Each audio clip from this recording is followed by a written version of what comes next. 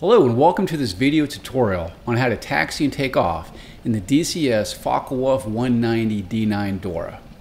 In the Options Special tab for the Dora, you have options for auto rudder and takeoff assist. However, in this video, I will not be using those. While on the ground, the first thing we need to do is press Right Alt and A to open the radiator flaps. I'll now increase my engine RPM to 1000 to avoid any coolant evaporation loss. I'll now confirm that my flaps are set to the takeoff position and the elevator trim is set to 0. Now checking traffic to the left and to the right. I'll turn on my control display in the bottom left corner so you can see what I'm doing. To start my taxi, I'll first input full right wheel brake.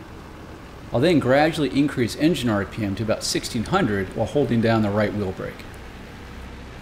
I'll hold the RPM here for a moment and then release the right wheel brake.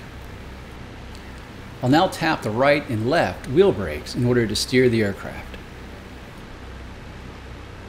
Tap the brakes, but don't ride them to avoid any brake overheating. Once you've straightened out in the direction you want to go, hold the stick back in your lap to lock the tail wheel. When taking off, you'll also be using this technique to stay centered down the runway. As you approach the runway, decrease your engine RPM to about 1000.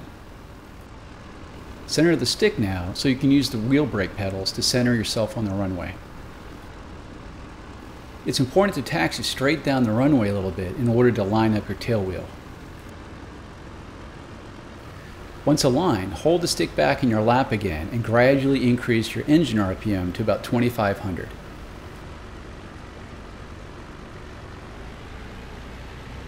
As speed increases, start using your rudder to keep you tracking down the center of the runway.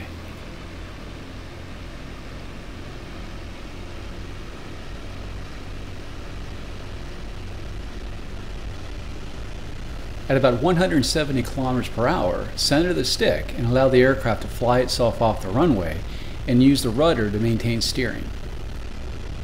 Use general rudder inputs to keep yourself flying down the runway as you clean up the aircraft. Once airborne, go ahead and raise the landing gear. You can confirm it with the two red lights on the left panel. Only once the landing gear is up, go ahead and place the flaps in the up position. You can confirm that they're up with the center red light. Now that we're all cleaned up, I'll increase our engine RPM to about 3000 for the climb out.